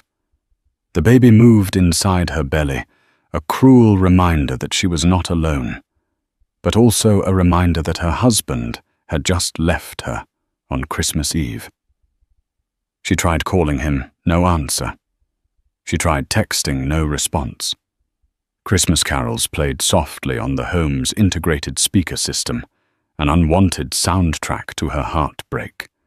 She thought about calling her parents, but she couldn't bear to ruin their night. They were still at the Hamilton estate, likely feeling out of place. She didn't want them driving back in the dark on icy roads just because of Nick's meltdown. Eliza paced the penthouse terrace, streaking her cheeks, until exhaustion took over in the early hours of the morning. She finally fell into a fitful sleep, the TV in the living room still glowing with late-night talk shows and replays of holiday specials. When Eliza woke around dawn, a sense of dread still clung to her tormentor. She padded into the living room, searching for any sign of Nick's return. The sofa was empty, the penthouse silent. Feeling restless, she turned on the news. Initially, it was just background noise, holiday segments, weather reports, traffic updates. Then something caught her eye on the ticker at the bottom of the screen. Breaking Hamilton family drama. Her stomach tightened. She turned up the volume. The anchor spoke in a grave tone. In an unexpected twist. This Christmas morning, shocking events have unfolded around the Hamilton family empire. Reports indicate that Nicholas Hamilton, heir to Hamilton Global Holdings, has left his pregnant wife, Eliza Hamilton, and is currently unaccounted for. We have unconfirmed details suggesting a possible connection to the highly anticipated European merger. Stay tuned. Eliza's mouth went dry. Her phone began to vibrate with incoming calls and texts. She switched to another channel, the same story, more speculation. A photo of her taken at the Christmas Eve ball filled the screen. The words, "Where is Nicholas Hamilton?" scrawled beneath. Panic consumed her. Why was the media reporting this so quickly? Why were they implicating her in the same breath as the merger? She attempted to call Nick again, straight to voicemail. Within minutes, the doorman of her building called up. "Mrs. Hamilton, we have half a dozen reporters in the lobby. They want a statement. Shall I call security?" Eliza's heart pounded. She felt cornered, confused. She had no idea what was happening or why it was happening so fast. All she knew was that her husband had walked out on Christmas Eve, and now the world seemed to know and wanted answers. She needed help. In a panic, she dialed Joshua Pierce. His line rang 4 times before he answered in a groggy voice. "Eliza, what time is it?" She explained the situation, voice trembling. "The news channels are talking about me, about Nick, and about some scandal with the merger. Josh." "I'm scared," he cursed under his breath. "I just woke up to a flurry of messages too. Listen, I'll come over. Don't say anything to the press until I get there. Keep your doors locked. If Nick calls, let me know." Within half an hour, Joshua arrived looking as rattled as she felt. He wore a hastily thrown-on sweater and jeans, not his usual immaculate suit. Outside, Eliza could see camera crews gathering on the sidewalk. "I've been trying to reach Nick too," Joshua said, after hugging her gently. "No luck. This rumor about him disappearing and leaving you on Christmas Eve, well, it's half true, I guess. The media's spinning it as a meltdown tied to the merger. They're also claiming you might have threatened to expose some of Hamilton Global's internal dealings." Eliza's eyes widened. "What? That's absurd. I've never done anything like that." Joshua grimaced. "I know, but gossip feeds on confusion. People smell blood in the water. Charles Hamilton must be in damage control mode. They probably want you to keep quiet." She felt a fresh wave of anger and hurt. Nick promised he'd come back. Now he's not answering. And I'm the one under the microscope. "Let's see if we can get to the bottom of this," Joshua said, pulling out his laptop. "We'll try to contact the Hamilton PR team, figure out the real story." Over the next several hours, The media frenzy intensified. Shots of Eliza's face from the night before, a tearful expression as she left the estate, were plastered on news networks and gossip websites. Speculation ran wild. Did Nick leave because he feared fatherhood? Were there financial irregularities about to be exposed? Was Eliza blackmailing the Hamiltons? The speculation about blackmail stung the most. Eliza had never sought money or influence from Nick. She'd always tried to be independent, even after marrying into wealth. As the day wore on, Joshua managed to speak with the Hamilton PR director. He relayed their statement to Eliza. They're denying all blackmail rumors, but they're also not clarifying why Nick left. They just say he's taking personal time. They want you to do the same and to avoid contact with the media. Eliza shook her head in disbelief. How can they leave me hanging like this? I'm the one left alone on Christmas, and they want me to go silent. Joshua patted her shoulder. I don't like it either. But they're probably scared. This merger is huge, and any sign of instability might kill the deal. She pressed a hand to her baby bump, feeling a reassuring kick. What about me? What if something happens? This stress can't be good for the baby. His eyes softened. I know. That's why I'm here. We'll figure out a way to protect you. Maybe you should reach out to your parents. Have them come here. Eliza nodded, tears threatening again. Yes. I need them right now. Later that afternoon, while Joshua took calls in another room, Eliza scrolled through her phone. She noticed an email with the subject line, "You need to see this." The sender was unknown, a cryptic address. She opened it hesitantly. Attached was a PDF labeled Hamilton Merger Confidential. Her heart raced. She tapped it, revealing pages of financial documents, email transcripts, and legal correspondences. It looked like evidence of wrongdoing internal communications that suggested Hamilton Global Holdings and its potential partners were engaged in questionable practices. Some lines mentioned bribes to foreign officials. Others indicated accounts in offshore tax havens. Eliza's mind spun. Was this real? Who sent it, and why send it to her? She scrolled further and found references to Nick's involvement. It seemed he might have discovered these shady dealings and was resisting them. If he refused, his father's entire plan for the merger could collapse. Could this be why Nick had stormed out? Was he being blackmailed by his own father to keep quiet, to finalize the merger? Despite potential illegalities, Eliza felt sick. If this information was legitimate, it explained the swirling rumors. Perhaps Charles Hamilton suspected Eliza would blow the whistle given her background in non-profit legal work and her investigative streak. Just as Eliza was about to show Joshua the documents, her phone rang. The caller ID displayed Charles Hamilton III. Anxiety flared in her chest, but she answered. Charles's voice was controlled but cold. Eliza, I'd advise you not to speak to the press. The situation is delicate. We wouldn't want you to misrepresent the family. Eliza's frustration boiled. I haven't said a thing. But maybe you can tell me where Nick is. He paused. Nick is taking time to reconsider his position. That's all you need to know. As for you, I suggest you refrain from meddling in matters that don't concern you.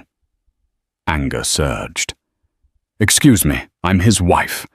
This concerns me and I'm carrying his child. Charles's voice took on a menacing edge. And that is precisely why I'm telling you to tread carefully. The Hamilton name carries weight enough to protect or to destroy. Good day, Eliza. The line went dead. Eliza's hands shook. She had never liked or trusted Charles, but to hear him threaten her so openly. She knew now the documents in her inbox were the key to everything. She showed the files to Joshua, who read them with horror etched on his face. If these are real, then Hamilton Global is on the brink of committing massive fraud. This would ruin the company if it became public. Eliza was adamant. We have to find Nick. If he's the one standing against these dealings, he could be in real danger. Joshua dialed Nick's number again. No response. He tried mutual friends, colleagues, but no one had heard from him since the night before. Eliza mulled over her options. She had enough journalistic instinct to know that handing these documents directly to the media would create a firestorm and might endanger Nick if he was somehow caught in the crosshairs. But doing nothing felt like a betrayal of all she believed in. She made a decision. I'm going to contact an investigative journalist I trust, not to publish yet, but to verify if these documents are genuine. Joshua nodded slowly. Okay. We'll need to keep a low profile. The Hamilton family's PR machine will be out for blood if they suspect you're behind this leak. Eliza steeled herself, determination replacing her fear. I won't let them bully me. Not this time. The day wore on. News trucks lined the street below the penthouse, and the media demanded a statement. The speculation grew wilder. Some tabloids claimed Nick fled the country, others that Eliza was working with the FBI. Seeking a semblance of normalcy. Eliza's parents finally arrived, escorted by building security through the back entrance. They embraced her, trying to provide comfort, but the tension was palpable. She made a few calls to her journalist acquaintance, Sarah Blake, an old college friend who now worked for a reputable newspaper. Sarah agreed to meet discreetly at a nearby cafe that evening, away from paparazzi. Despite Joshua's reservations, Eliza slipped into a cab bundled in a coat and scarf, evading the cameras by using an underground parking exit. She clutched a folder containing printouts of the leaked documents, her heart pounding at the risk. At the cafe, Sarah greeted her with a tight hug. I saw the news. Are you okay? Eliza shrugged. Not really, but there's something bigger happening here. I need your help verifying these files. Sarah's eyes widened as Eliza laid out the documents. She listened intently, scribbling notes. This is huge, Eliza. If these are authentic, it implicates not just Hamilton Global, but major international players. You realize what kind of storm this could create? Eliza exhaled. Yes. That's why I need to be sure. My husband is missing. I believe he walked out because he discovered these unethical deals and his father was forcing his hand. Sarah nodded gravely. I'll use my contacts to authenticate them. But once you light this fuse, there's no going back. Are you ready for that? Eliza swallowed hard. I'll do what it takes to protect Nick and to make sure the truth comes out. Back at the penthouse, Sarah's team worked around the clock, verifying codes, cross-checking email headers, contacting industry insiders who might confirm or deny the authenticity of the documents. By the next morning, Sarah sent Eliza a secure message. These are real. We have multiple confirmations. The scandal could break wide open. That same morning, Eliza received a text from an unknown number. Nick is safe. If you want to see him, come to 3445 West 57th St. Parking, Level B, at 11 p.m. Alone. Eliza's heart soared with hope. But fear soon crept in. Was this a trap? She read the text to Joshua. He frowned. That's a secluded parking garage near the old Midtown offices. It could be a setup. But if it really is Nick... Eliza thought of her baby, her love for Nick, and the vow she made to stand by him. I'm going. I have to. At 10:45 p.m., Eliza discreetly left the penthouse, ignoring reporters clamoring at the front. She called an Uber, instructing the driver to drop her off a block away from the address. Adrenaline coursed through her veins. She arrived at the dimly lit parking garage. The guard at the booth barely looked up from his phone as she entered on foot. Rows of parked cars stretched into the shadows. A tall figure stepped out from behind a concrete pillar. Eliza recognized him in an instant. Nick. She breathed, tears rushing to her eyes. He looked disheveled, dark circles under his eyes, as if he hadn't slept. But he was there, alive, real. They rushed into each other's arms. For a moment, neither spoke, just clung to the other in desperate relief. Finally, Nick pulled back. Eliza, I'm so sorry. I couldn't stay. I discovered things about the merger. Terrible illegal things. My father expects me to go along with it. When I refused, he threatened me. Threatened us. Eliza blinked back tears. I know. I've seen the documents. Nick, you should have told me. He sighed. I didn't want to drag you into this mess, but it looks like it's too late. She held his face in her hands. We're in this together. Whatever your father is planning, whatever Hamilton Global is doing, it can't continue. Nick nodded, tears glistening in his eyes. I want to expose them. I want to do the right thing. But I'm afraid of what my father will do to you, to our child. Eliza's voice firmed. We won't hide. I've already reached out to a journalist. The story is being verified. Nick's eyes widened, a flicker of hope mixed with worry. If we go public, it could bring down everything. My family's empire, our fortune. We'll be targets. She squeezed his hand. I don't care about the money.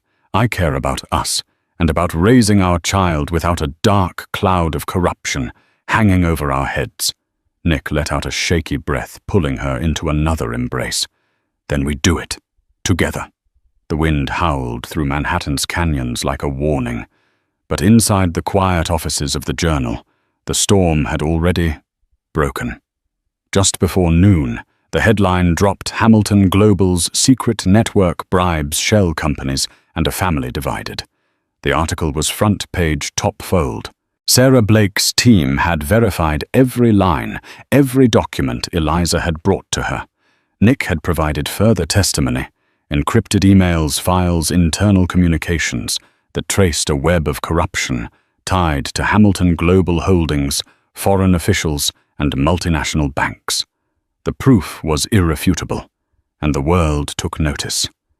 Within hours, major news outlets picked up the story. Cable networks broke into regular programming. Stock tickers flashed red as Hamilton Global's valuation plunged by billions. Government agencies announced formal investigations. Social media erupted with hashtags like #HamiltonLeak and #LegacyExposed. In their penthouse, Nick and Eliza watched the coverage unfold. The same media that once fawned over them now told a different story, one not of glamour, but of integrity. Nick paced in front of the TV, running a hand through his hair. It's real now, he murmured. No going back. Eliza stood and took his hand, grounding him. That's the point. We don't go back, we go forward. That evening, Anderson Cooper aired a prime-time interview with Nick recorded under tight security. Nick didn't name names, but he confirmed the authenticity of the documents. He described the moral crossroads he had reached, the pressure from his father, the threats, the lies he could no longer abide.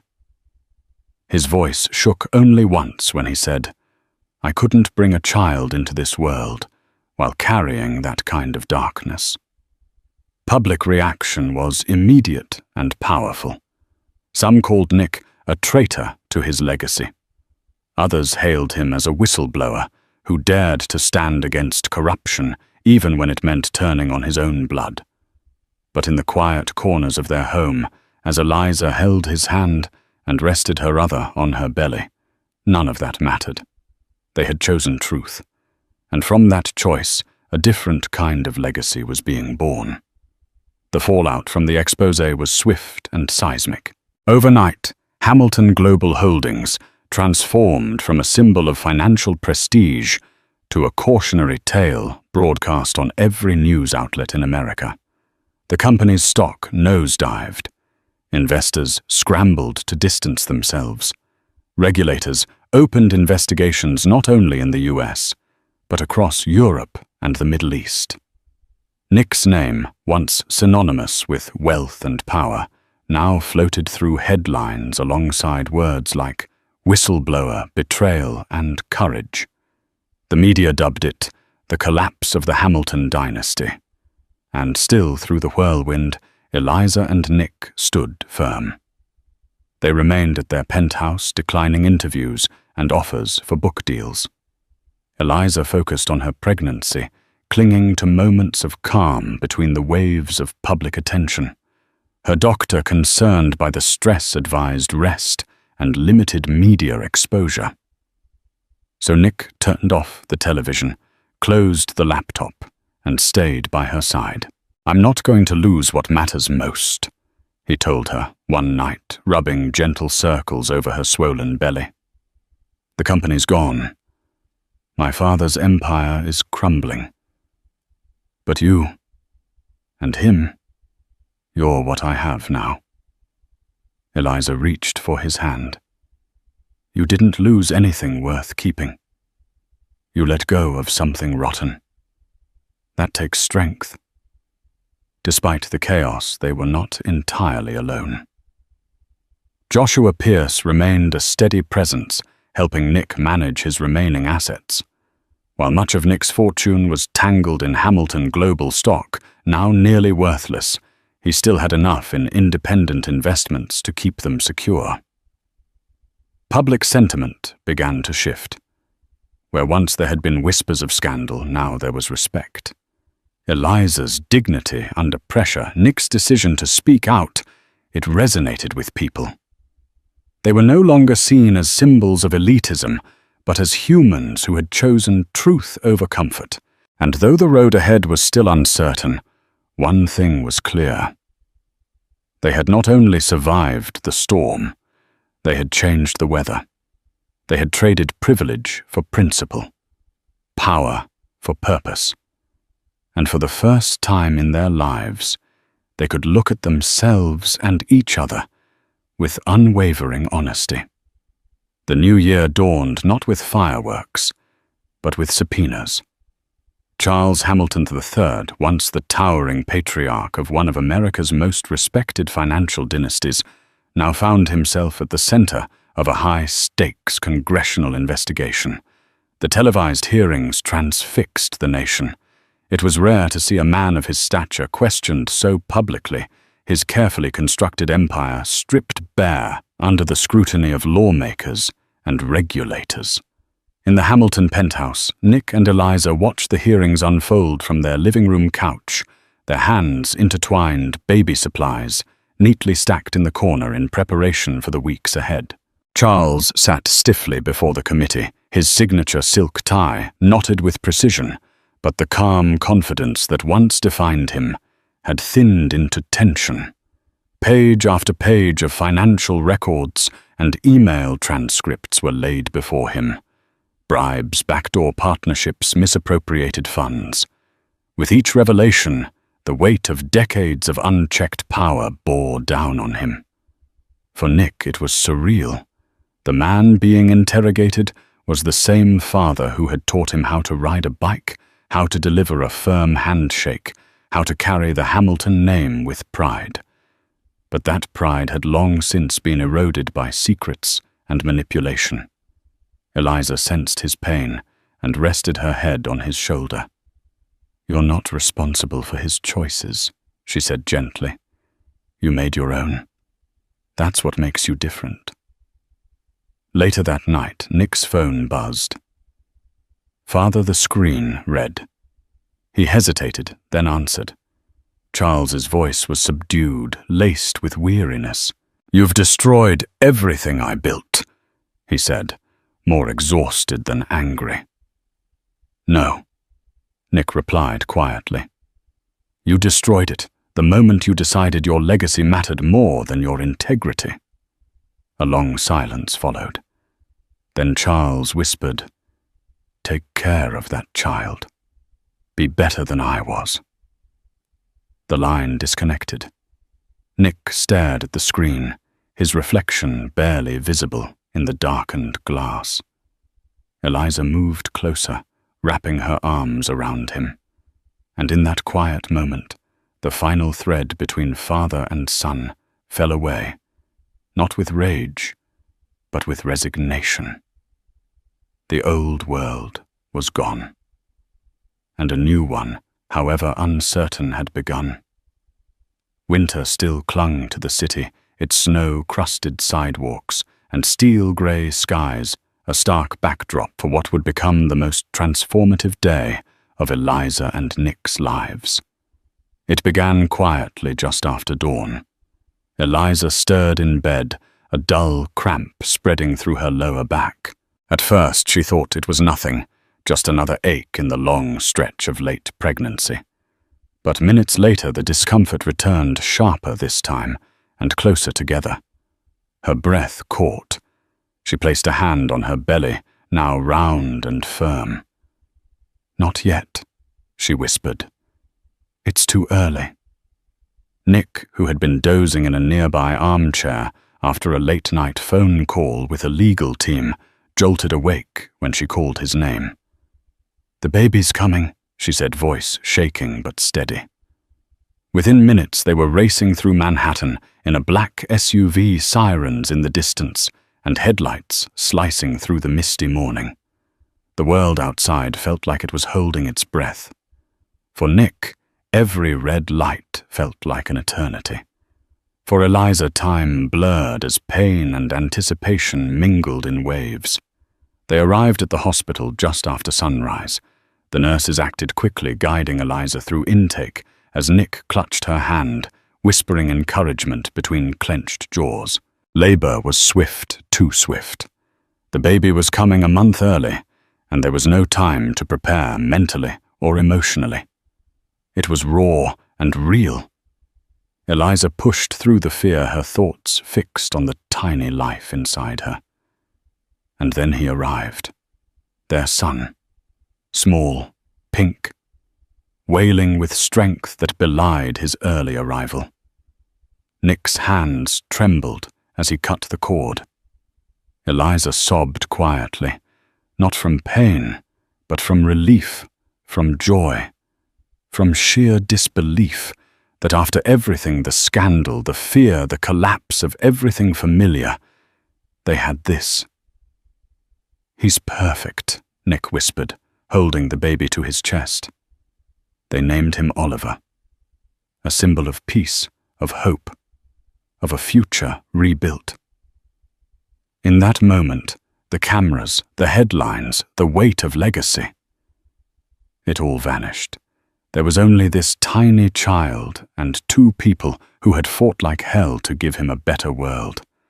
And in that sterile hospital room, love reigned quietly, but completely. The months after the exposé were a blur of transition. What once defined Nick and Eliza's lives, boardrooms, fundraisers, headlines now felt like relics of a world they had left behind.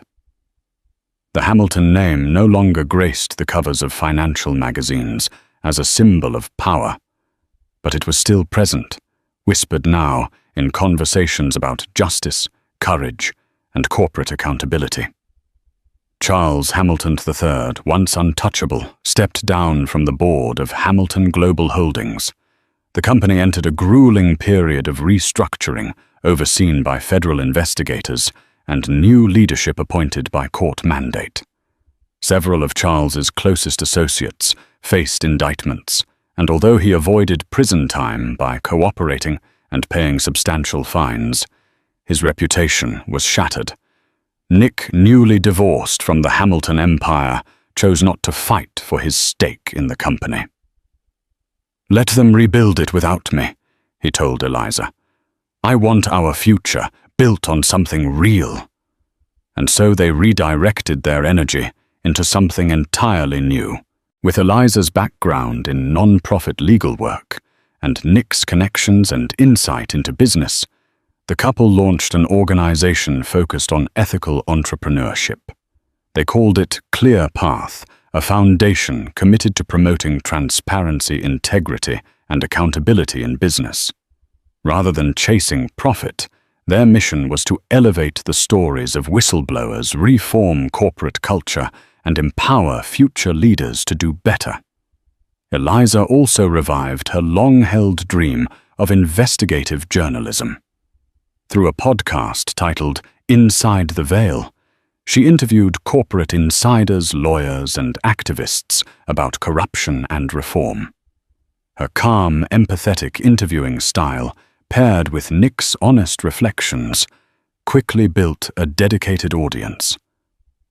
Though the Hamilton name no longer held its elite shine, it found something more valuable: respect from communities that valued truth over titles. Nick and Eliza embraced a quieter life, selling off the opulent trappings of their past. The penthouse felt warmer now, not as a monument to wealth, but as a home where love, laughter, and the cries of baby Oliver echoed off the marble walls. They had weathered the storm, and now, beneath calmer skies, they were building something greater than legacy, something rooted in honesty, compassion, and each other. The first day of spring bathed Manhattan in golden light. After a long, relentless winter, both literal and emotional, Eliza finally felt the warmth return. On their balcony, overlooking the soft green of Central Park, Nick sat cradling their baby son Oliver against his chest. The boy slept peacefully, his tiny breaths syncing with the rhythm of his father's heartbeat. Eliza stepped outside quietly, her bare feet padding across the cool stone. She paused to take in the view.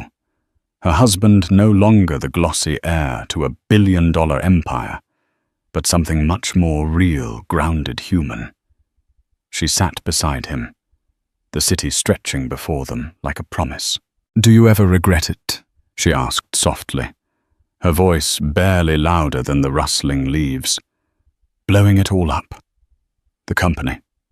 The name." Nick didn't answer right away. He looked down at Oliver, then out toward the skyline he used to own. "I regret the way it happened," he said finally. "The pain it caused. The silence between us when I should have talked to you. But I don't regret doing the right thing. I needed to choose our future over my father's legacy." Eliza nodded, emotion swelling in her throat.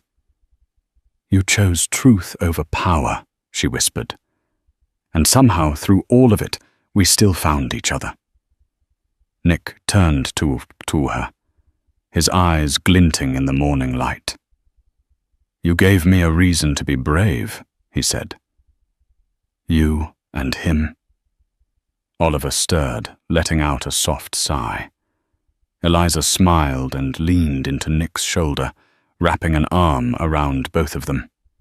Together they sat in a silence filled with meaning, the kind of silence that comes only after weathering a storm. They had lost nearly everything society once said mattered. But here in the heart of the city, with a baby in their arms and sunlight on their faces, they knew they had gained something far more enduring, an unbreakable bond. And that was everything. Thank you for joining us on this roller coaster journey through betrayal, scandal, and redemption. Nicholas Hamilton's decision to walk away on Christmas Eve set off a chain reaction that not only tore down a corrupted dynasty, but also brought an unwavering love into sharper focus. In the end, courage and truth won out, proof that even in a world where wealth and power often overshadow morality, integrity can light the way. If you found this story compelling and want to be part of our growing community, please like this video, share it with friends who love a good drama, and subscribe for more tales that explore the resilience of the human spirit. Your support keeps the conversation alive and helps us bring you even more thought-provoking stories. Thank you for watching, and we'll see you in the next chapter of real-life drama.